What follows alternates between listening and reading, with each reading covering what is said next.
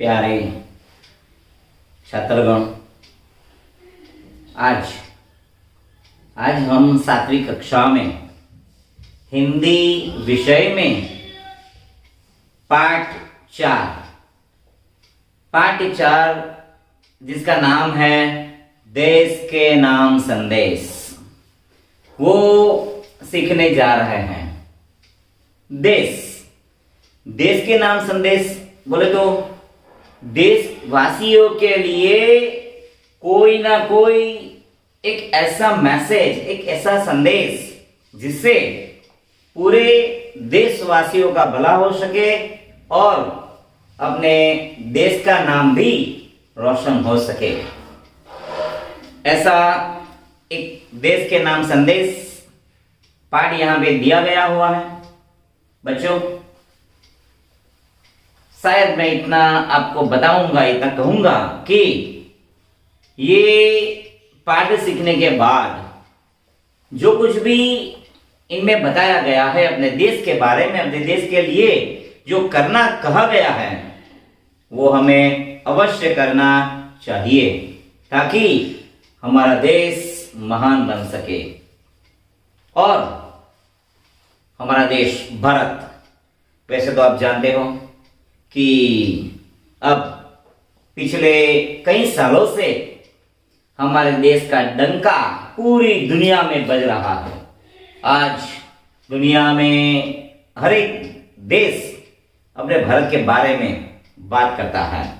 भारत की जो उन्नति हो रही है उसे अब कोई नहीं रोक सकता, मगर फिर भी कई बातें ऐसी होती है कि जिन्हें हमें सुधार कर आगे बढ़ना चाहिए। वैसा ही कुछ इस पाठ में हमें दिया गया है। जैसे कि एक हमारे नेता, आपने नाम तो सुना होगा, डॉक्टर अब्दुल कलाम। डॉक्टर अब्दुल कलाम ने देशवासियों के लिए एक ईमेल भेजा है, पत्र भेजा है, जो हम सुनेंगे, समझेंगे और उसे अपनाने की पूरी कोशिश भी करेंगे। वैसे तो ये पत्र है, फिर भी हम जानते हैं कि वर्तमान युग में, वर्तमान समय में अभी पत्र लिखना और पढ़ना और भेजना बहुत कम हो गया है, क्योंकि मोबाइल, कंप्यूटर, इंटरनेट की सेवाएं, जिसकी वजह से हम अपना मैसेज, अपना पत्र सहलाई से, आसानी से अपने मित्र और सगे संबंधियों को भेज सकते हैं। फिर भी पत्र का अपना एक महत्व होता है कि जो भावुक बना देता है। जब किसी को पत्र मिलता है, जो पढ़ता है, तो पढ़ने वाला भावुक हो जाता है। इसीलिए पत्र का भी एक अपना अलग महत्व होता है। इसी पाठ में पत्र के रूप में आपको एक पाठ दिया गया है। हम ध्यान से उसे पढ़ेंगे, सुनेंगे, समझेंगे। सबसे पहले पत्र में एक एड्रेस, पता दिया गया है, जैसा कि मातृछाया, ऊंची सेरी। मातृछाया वो जो घर है उसका नाम है मातृछाया।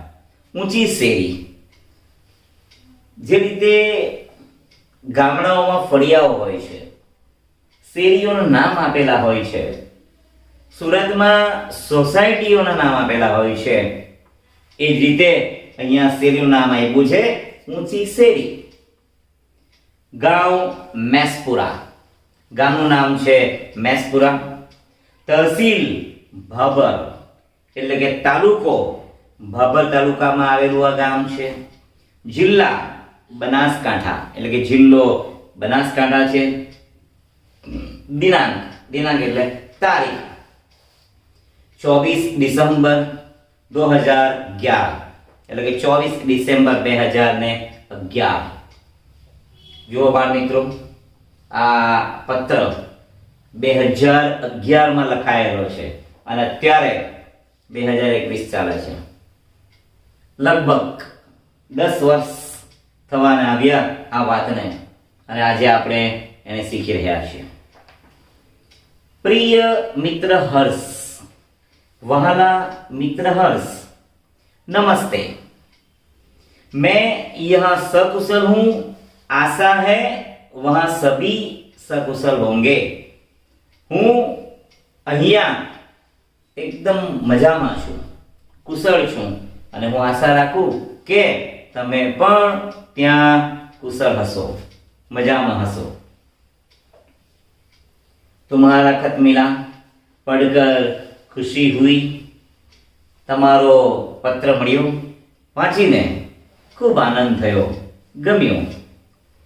मैंने डॉक्टर अब्दुल कलाम का देशवासियों के नाम भेजा गया एक ईमेल पढ़ा, वही तुम्हारे लिए प्रेषित कर रहा हूं. मैं डॉक्टर अब्दुल कलाम એ મોકલેલો દેશવાસીઓને સંદેશ તરીકે મોકલેલો એક ઈમેલ જે હું તારી આગળ પ્રસ્તુત કરું છું, એટલે કે તને મોકલાવું છું. ઈમેલ, ઈમેલ તમે જાણો છો કે ઇન્ટરનેટ દ્વારા જે પત્ર મોકલવામાં આવે છે એને ईमेल कहवाय છે. डॉक्टर कलाम अपने संदेश की शुरुआत में ही पूछते हैं, क्या आपके पास अपने देश के लिए 10 મિનિટ का समय है? જો ડોક્ટર કલામે પોતાના પત્રની શરૂઆતમાં જ તમને પૂછી લીધું. તમને એટલે જેને ઈમેલ મળે એને, જે ઈમેલ વાંચે એને, એનો અર્થ એવો થાય પૂરા દેશવાસીઓને, ભારતમાં રહેતા દરેક નાગરિકને એમણે એક પ્રશ્ન પૂછી લીધો કે શું તમારી પાસે દેશ માટે, આપણા ભારત દેશ માટે 10 મિનિટનો સમય છે? यदि हाँ तो इसे पढ़िए, वरना मर्जी आपकी. हाँ, जो તમારી પાસે 10 મિનિટનો સમય હોય તો ચોક્કસ તમે આ પત્રને વાંચો, નહીં તો જેવી તમારી इच्छा, જેવી તમારી मर्जी. इसके बाद वह देश के लोगों की सोच बताते हुए कहते हैं, ત્યાર પછી ડોક્ટર અબ્દુલ કલામ જે લોકો છે, દેશવાસીઓ છે, એની વિચારધારા, તેઓ કેવું વિચારે છે એના વિશે કહેતા કહેતા કંઈક ઘણી બધી વાતો આપણને કરે છે. જેમાં પહેલી છે, आप कहते हैं हमारी सरकार निकम्मी है. आप कहते हैं એટલે તમે કહો છો, તમે એવું કહો છો કે આપણી સરકાર એકદમ નકામી છે, કાંઈ કામની નથી. आप कहते हैं हमारे कानून पुराने पड़ गए हैं. તમે એવું કહો છો કે આપણા બધા કાયદાઓ બધા જૂના થઈ ગયા છે, એટલે નવા બનાવવાની જરૂર છે. आप कहते हैं नगरपालिका कचरा नहीं उठाती. તમે એવું પણ કહો છો કે નગરપાલિકા કચરો ઉઠાવતી નથી, ગમે ત્યાં શહેરમાં પડ્યો હોય છે. आप कहते हैं फोन काम नहीं करता, रेलवे मजाक बन गई है, एयरलाइंस दुनिया में हमारी ही सबसे खराब है, चिट्ठी अपने मंजिल तक नहीं पहुंचती. અને તમે જ લોકો એવું કહો છો કે ફોન કામ કરતા નથી, ફોન બંધ થઈ ગયા છે, અને રેલવે તો જાણે મજાક બની ગયું છે, એવી સેવા થઈ ગઈ છે રેલવેની. અને એરલાઇન્સ જે વિમાનની સેવાઓ છે એ એરલાઇન્સ તો જાણે આખા દુનિયાની ખરાબમાં ખરાબ આપણા ભારતની જ હોય છે એવું લાગે છે. અને ચિઠ્ઠી, પત્ર સમયે એના પતા સુધી, એના સરનામા સુધી પહોંચતા પણ નથી. કદાચ એવું બને કે મળવાનો સમય પૂરો થઈ જાય પછી એ પત્ર ત્યાં પહોંચતો હોય છે. હવે પાછળ જુઓ મિત્રો, आप कहते ही रहते हैं और कहते ही रहते हैं। તમે આવું કહો છો, કહેતા જ રહો છો અને ભવિષ્યમાં કહેતા જ રહેશો। आपने इस बारे में क्या किया? પરંતુ તમે આના માટે શું કર્યું? એટલે કે આપણે જે વાતો કરીએ છીએ, સરકાર નકામી છે, એરલાઇન્સ આપણી દુનિયાની સૌથી ખરાબ છે, રેલવે તો જાણે મજાક બની ગઈ છે, નગરપાલિકા કચરો ઉઠાવતી નથી, આવી બધી જે વાતો છે એ આપણે માત્ર કયા કરીએ છીએ। પરંતુ આપણે એક દેશના નાગરિક તરીકે શું કર્યું એના માટે, એને સુધારવા માટે, એમાંથી બહાર નીકળવા માટે આપણે શું કર્યું? રાષ્ટ્રપતિ ડોક્ટર અબ્દુલ કલામ આપણને પ્રશ્ન પૂછે છે कि तमे શું કર્યું? फिर राष्ट्रपति ने कहा, मान लीजिए एक व्यक्ति सिंगापुर जा रहा है, उसे अपना नाम दीजिए, उसे अपनी शकल भी दे दीजिए। जो डॉक्टर अब्दुल कलाम राष्ट्रपति આપણા જે હતા તેમણે એક ઉદાહરણ આપ્યું છે થોડી વાતોને સમજાવવા માટે કે ધારી લો, માની લો કે એક માણસ સિંગાપુર જાય છે, જેને તમે તમારું નામ આપી દો, તમારો ચહેરો પણ આપી દો અને પછી જુઓ, आज दुनिया के सर्वश्रेष्ठ हवाई अड्डे पर उतरते हैं। सिंगापुर में आप अपनी सिगरेट का टुकड़ा सड़क पर नहीं फेंकते और स्टोर में खाते भी नहीं है। જુઓ સિંગાપુરમાં કેવું હોય છે કે તમે સિંગાપુરના એરપોર્ટ ઉપર ઉતરો એટલે તમને એમ લાગે કે દુનિયાના સર્વશ્રેષ્ઠ સારામાં સારા એરપોર્ટ ઉપર તમે ઉતર્યા છો અને તમે સિંગાપુરની અંદર જાહેરમાં સિગારેટના ટુકડા પણ નાખી શકતા નથી અને સ્ટોરમાં તમે જાહેરમાં ખાઈ પણ શકતા નથી। आपकी उनके भूमिगत संपर्कों पर रस्क महसूस होता है અને ત્યાંની જે રચના છે, ભૂમિગત વ્યવસ્થા છે, તેની ઉપર જાણે આપણને ઈર્ષા થવા લાગે કે આટલું બધું સારું આપણા દેશમાં કેવું, એ પ્રકારની ઈર્ષા આપણને થાય છે। आप शाम 5 बजे से 8 बजे के बीच आर्चर रोड पर कार चलाने का टोल टैक्स तकरीबन 60 रुपए भुगतान करते हैं। सांजे 5 થી 8 દરમિયાન તમે આર્ચર રોડ ઉપર જાઓ તો ત્યાં તમારે ટોલ ટેક્સ ભરવો પડે, लगभग આશરે 60 रुपया જેટલો। अगर पार्किंग में आपने निर्धारित समय से ज्यादा गाड़ी खड़ी की तो टिकट पंच करवाते हैं, लेकिन आप सिंगापुर में कहते कुछ नहीं, कहते हैं क्या? અને કદાચ તમે પાર્કિંગમાં ગાડી મૂકી, પાર્કિંગનો ચાર્જ તો લે, પરંતુ એનો સમય હોય કે અમુક સમયના અમુક રૂપિયા। જો તમારી ગાડી સમય કરતા વધારે ત્યાં પાર્કિંગમાં રહે તો તમારે ટિકિટ પંચ કરાવવી પડે, એટલે કે વધારાના પૈસા પણ ચૂકવવા પડે અને પૈસા તમે ચૂકવી પણ દો છો સિંગાપુરમાં, ઇન્ડિયામાં નહીં। અને ત્યાં સિંગાપુરમાં પૈસા ચૂકવીએ ત્યારે આપણે કઈ કોઈને પૂછીએ, કઈ કહીએ? दुबई में आप रमजान के दिनों में सार्वजनिक रूप से कुछ भी खाने का साहस नहीं करते, जिहाद में बिना सिर ढके बाहर नहीं निकलते। અને હવે આવી સિંગાપોર પછી દુબઈની વાત। દુબઈની અંદર કેવું છે કે તમે રમજાનના મહિનામાં, તમને ખબર હશે કે જે રીતે આપણો હિન્દુઓનો મહિનો શ્રાવણ માસ ખૂબ પવિત્ર માનવામાં આવે છે, એ જ રીતે રમજાન મુસલમાનોમાં રમજાનનો મહિનો પણ ખૂબ જ પવિત્ર માનવામાં આવે છે। એટલે ત્યારે દુબઈની અંદર તમે જાહેર રસ્તા પર કે જાહેરમાં કંઈ પણ ખાઈ શકતા નથી અને પોતાનું મોઢું ઢાંક્યા વગર બહાર પણ નીકળી શકતા નથી। મોઢું ઢાંક્યા વગર એટલે તમને ખબર છે બુરખો, સ્ત્રીઓ બુરખો પહેર્યા વગર બહાર નીકળતી નથી। અને કદાચ તમે સાંભળ્યું હશે કે દુબઈની બાજુમાં એક બીજી નાની કન્ટ્રી છે, નાનો દેશ છે અબુધાબી। અબુધાબીની અંદર મોસ્ક એટલે કે મસ્જિદ, ખૂબ મોટી મસ્જિદ છે અને એટલી સરસ બનાવી છે, પણ જો ત્યાં તમારે કોઈએ પણ એ મસ્જિદની મુલાકાત લેવી હોય ને તો ત્યાં ફરજિયાત બુરખો પહેરીને જવું પડે। સ્ત્રીઓએ બુરખો પહેરવો જ પડે, સ્લીવલેસ કપડાં ના ચાલે। હાફ પેન્ટ લેગીસ કે તમારી મીડી કે એવું કાંઈ ચાલે નહીં. પૂરેપૂરું શરીર ઢંકાયેલું હોય એવા કપડાં પહેરીને જ તમે મસ્જિદની મુલાકાત લઈ શકો. वॉशिंगटन में आप 55 मील प्रति घंटा के ऊपर गाड़ी चलाने की हिम्मत नहीं करते और पलटकर सिपाही से वह भी नहीं कहते कि जानता है कि मैं कौन हूं, मैं फला हूं और फलाना मेरा बाप है. પછી આ એ વાત વોશિંગ્ટન દુબઈ પછી વોશિંગ્ટનની અંદર 55 કિલોમીટરની ઉપરની ઝડપે તમે ગાડી ચલાવી શકો નહીં. અને કદાચ ત્યાં કોઈ પોલીસ પકડે ને, સિપાઈ એટલે પોલીસ પકડે ને તો આપણે એને કાંઈ કહી પણ ના શકીએ. ભારતમાં કોઈ પોલીસ પકડે તો આપણે શું દાદાગીરી કરીએ ને, ઓળખે છે હું કોણ છું, મારા બાપા કોણ છે ઓળખે છે, એમ દાદાગીરી અહીંયા ઇન્ડિયામાં કરીએ. પણ વોશિંગ્ટનમાં આપણે એવી દાદાગીરી પણ કરી શકતા નથી.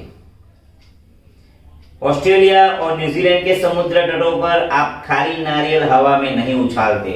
અને જ્યારે ઓસ્ટ્રેલિયા છે, ન્યુઝીલેન્ડ છે, એ બધા દેશ એવા છે કે તમે દરિયા કિનારે, સમુદ્રના કિનારે, નદી કિનારે ક્યાં ફરવા ગયા હોય ને તો ખાલી નારિયેળ એટલે કે આપણે નારિયેળ પાણી પી લઈએ, પછી નારિયેળ ખાલી થઈ ગયું, પછી તમે હવામાં ઉડાડી શકતા પણ નથી.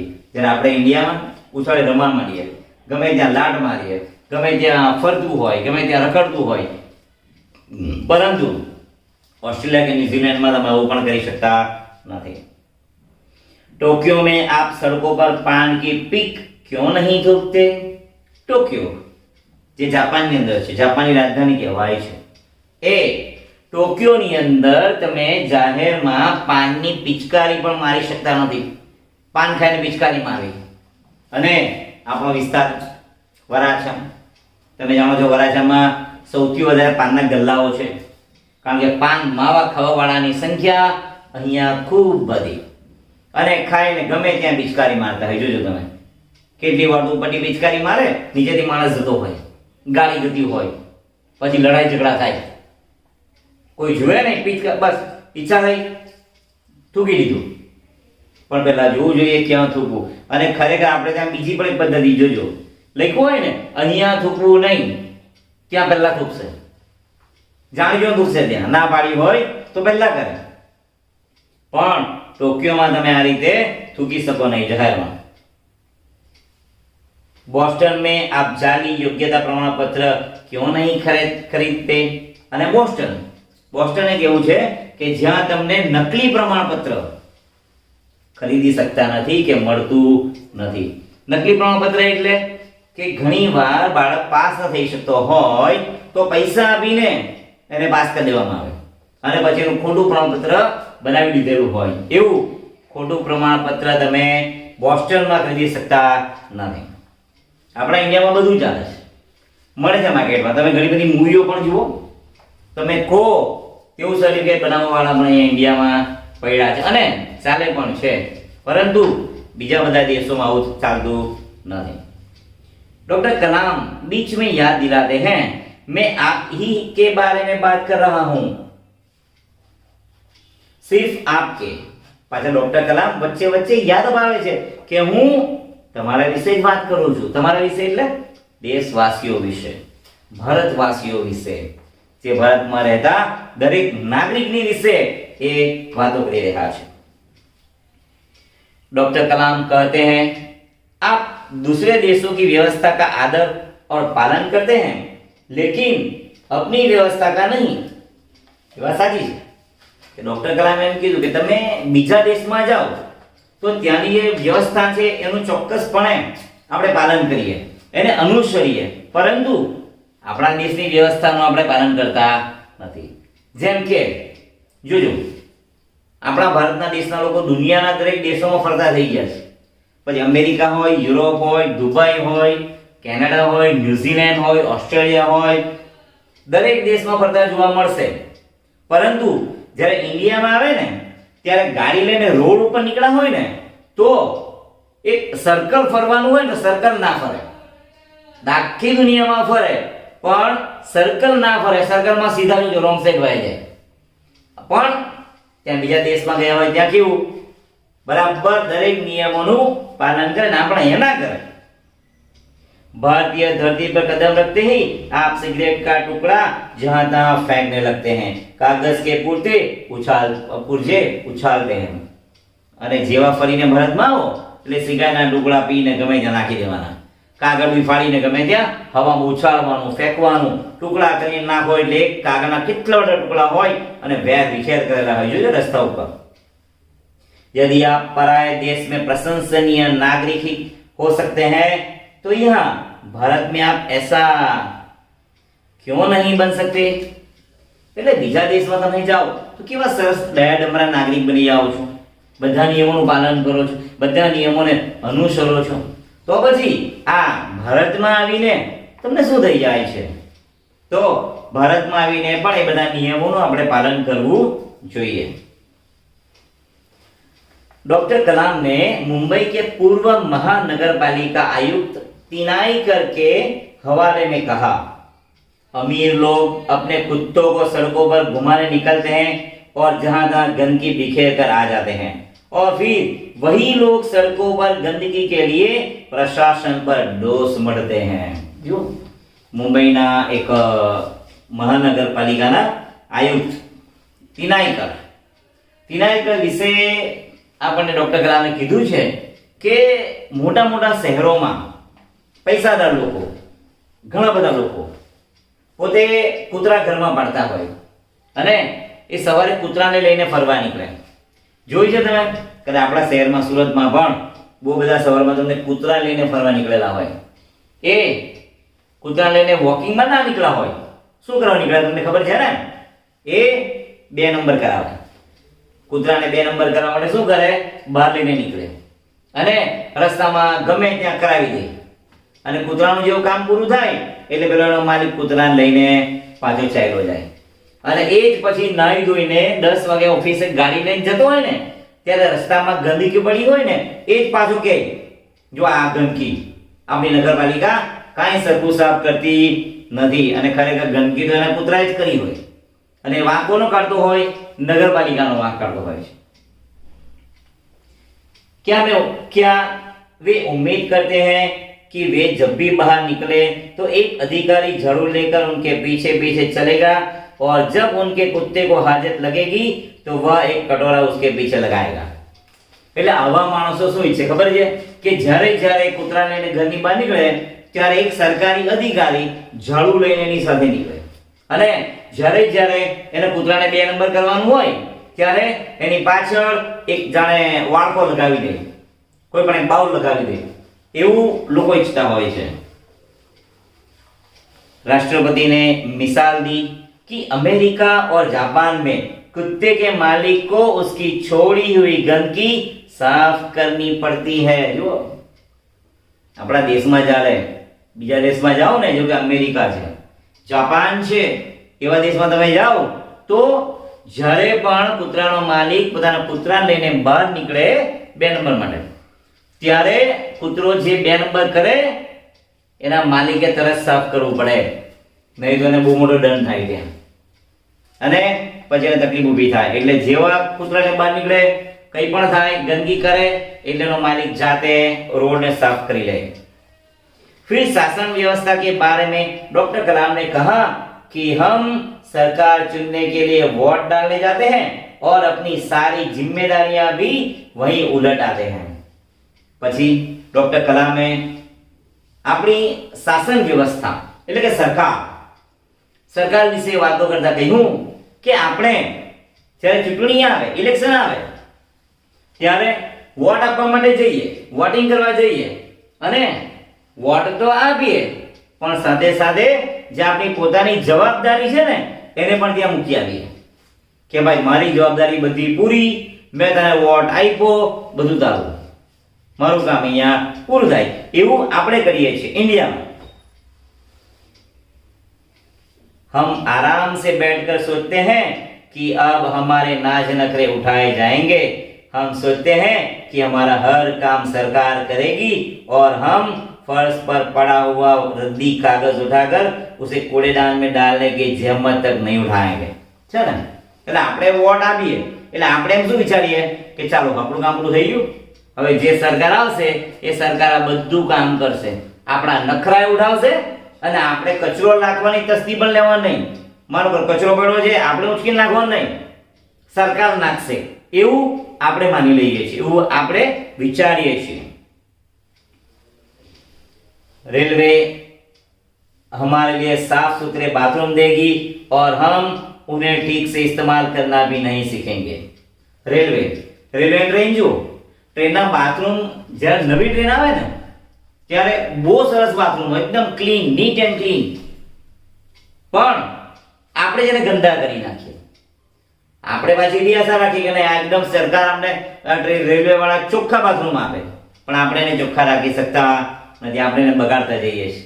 અને તમે તો જાણો છો કે કેવું બધું દિવાલો પર લખેલું હોય છે કે જેવા આપણી સ્કૂલમાં ટોયલેટ બાથરૂમમાં ગયા બેઠા હોય ને તો દિવાલ ઉપર વાંચો તમને આમ શરમ આવે, એવું બધું ગંદુ લખેલું હોય છે. અને કેટલી વાર અમારે અહીંયા પટાળા પાસે સાફ કરાવવું પડે કે જા ભાઈ પેલા ટોયલેટમાં જોતા લખેલું છે ને જરાક સાફ કરી આવો. એટલે આવું આ રીતે આપણે બાથરૂમને ગંદા કરીએ છીએ.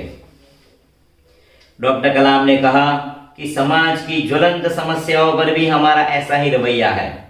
हम ड्राइंग रूम में बैठकर दहेज के खिलाफ गला फाड़ते हैं और अपने घर में उसका उल्टा करते हैं. और बहाना देखिए, पूरी व्यवस्था ही खराब है. अगर मैं अपने बेटे की शादी में दहेज नहीं लूंगा तो इससे कौन सा बड़ा फर्क पड़ जाएगा. અને આપણે જે દેશની જે જ્વલંત સમસ્યાઓ છે એટલે કે જે મોટી વિકરાળ સમસ્યાઓ છે ને એના માટે પણ આપણે કંઈ નથી કરતા.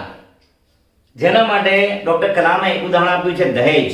દહેજ એટલે ખબર ને, જ્યારે દીકરીને પરણાવવામાં આવે ને ત્યારે સામેના છોકરાવાળાઓ તમારી પાસે પૈસા, પ્રોપર્ટી, ગાડીઓ આ બધું માંગે, એને દહેજ કહેવાય. આપણે આપણા ડ્રોઈંગ રૂમમાં બેસીને મોટી વાતો કરીએ, દહેજ ના લેવું જોઈએ, દહેજથી દૂષણ છે, એનાથી ઘણી બધી સ્ત્રીઓ આત્મહત્યા કરવી પડે છે, કેટલા બધા એના બાળક સ્ત્રીના પિતાજીને કેટલું બધું દેવું કરવું પડે છે.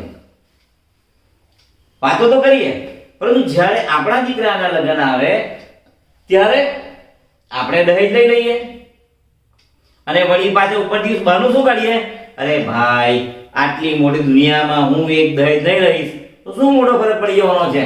એટલે આપણે દહેજ લઈ લઈએ છીએ, પણ એક એવું હોવું જોઈએ નહીં. राष्ट्रपति ने इस संदेश में पूछा, इस व्यवस्था को बदलेगा कौन? यह व्यवस्था है किसकी? आप आसानी से कह देंगे व्यवस्था में शामिल है हमारे पड़ोसी, आसपास के घर, अन्य शहर, अन्य समुदाय और सरकार. રાષ્ટ્રપતિએ પોતાના સંદેશમાં પૂછ્યું કે આ જે બધી વ્યવસ્થાઓ છે, ખરેખર વ્યવસ્થા નહીં પણ અવ્યવસ્થા કહીએ, અને આપણે આ બધી જે અવ્યવસ્થા છે એને બદલશે કોણ અને એ કોના માટે બધી વ્યવસ્થા કરવામાં આવી હોય છે. તો આપણે એકદમ સહેલાઈથી મારા માટે થોડી બાજુવાળો કરે છે, પેલી કરે છે, પેલો કરે છે, સરકાર કરે છે. એટલે આપણે શું કરીએ, દોષ બીજાની ઉપર મળી દઈએ, દોષ બીજાની ઉપર નાખી દઈએ. આ તો પેલા કહ્યું, પેલીએ કહ્યું, મેં કાંઈ નથી કહ્યું, હું તો વાંચું જ નહીં. લેકિન મેં ઓર આપ કતઈ નહીં છે ને, એટલે હું તો આવું કરતો જ નથી. આપણે ધીમે રહીને ત્યાંથી છટકી જઈએ છીએ.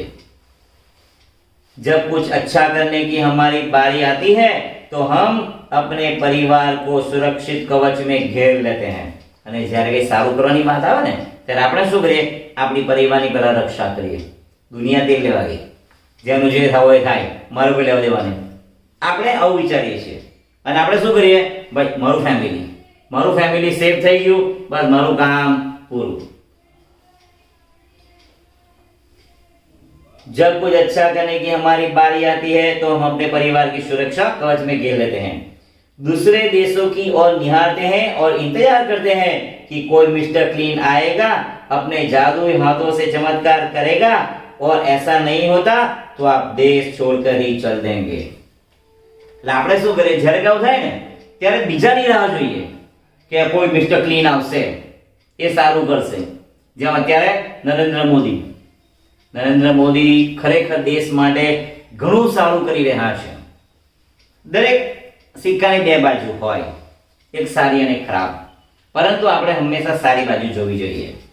જેમ કે ગાંધીજીમાં આપણે કેટલી આ બધી, પણ આપણે માત્ર ગાંધીજીની સારી બાબતો જોઈ છે. એમ મિસ્ટર મોદી, નરેન્દ્રભાઈ મોદી ની પણ આપણે સારી બાબત જોઈ છે. અને ખરેખર આપણે દેશને ખૂબ જ સારો નેતા મળ્યો છે. એને સમજવાની, એને જાણવાની, એને ઓળખવાની જરૂર છે. એમ અહીંયા પણ એવું કીધું છે કે આપણે કોઈની રાહ જોઈએ કે મિસ્ટર ક્લીન આવશે, બધું સરખું કરી દેશે, બધા માટે સારું કરી દેશે, અમારે નથી કરવાનું. અને જો ના થાય ને તો આપણે શું કરીએ? હાલો બીજા દેશમાં વયા જાય.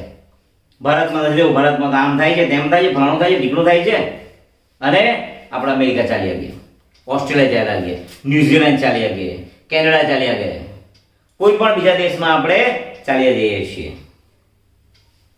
उन्होंने कहा हम अपने भय से भागकर अमेरिका जाएंगे, उनके गौरव का गुणगान करेंगे, व्यवस्था की प्रशंसा करेंगे, और जब न्यूयॉर्क असुरक्षित हो जाएगा तो आप इंग्लैंड भाग जाएंगे. છે ને, ભારત છોડીને ક્યાં? અમેરિકા ચાલે જવાનું. પછી ત્યાં જઈને અમેરિકાના વખાણ કરવાના, ઓ અમેરિકા તો બહુ સરસ, એની વ્યવસ્થા આટલી સરસ છે, કેટલું ચોખ્ખું, આ વ્યવસ્થા તે વ્યવસ્થા. અને જ્યારે ત્યાં તકલીફ આવે ને એટલે આપણે શું કરીએ?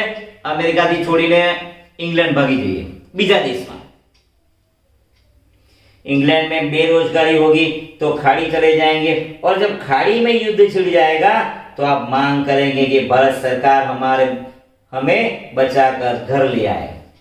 इंग्लैंड में जाए, પછી ઇંગ્લેન્ડમાં બેરોજગારી, નોકરી કામ ધંધો મળે નહીં એટલે શું કરે?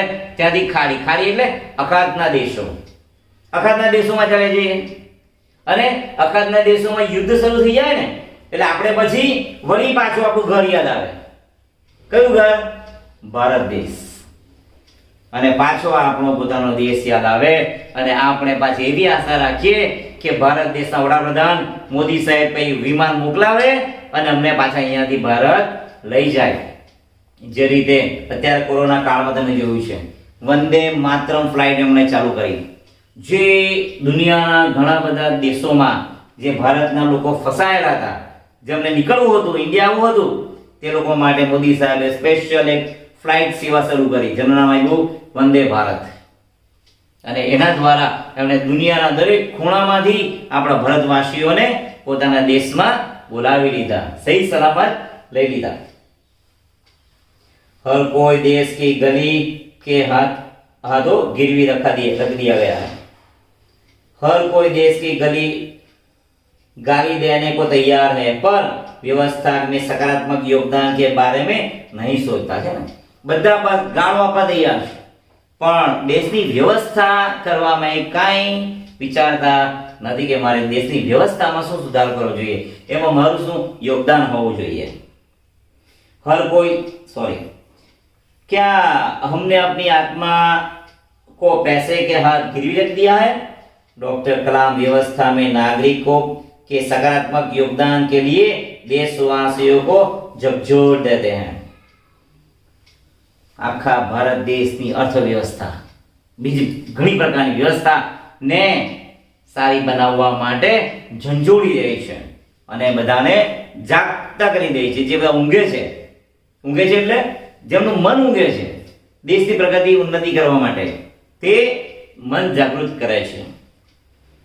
श्रेष्ठ नागरिक बनने की शुरुआत करने की अपील करते हुए संदेश में कहा गया है कि अगर आप वाकई संदेश से सहमत हैं तो इसे अपने 10 और साथियों को ईमेल से भेजिए.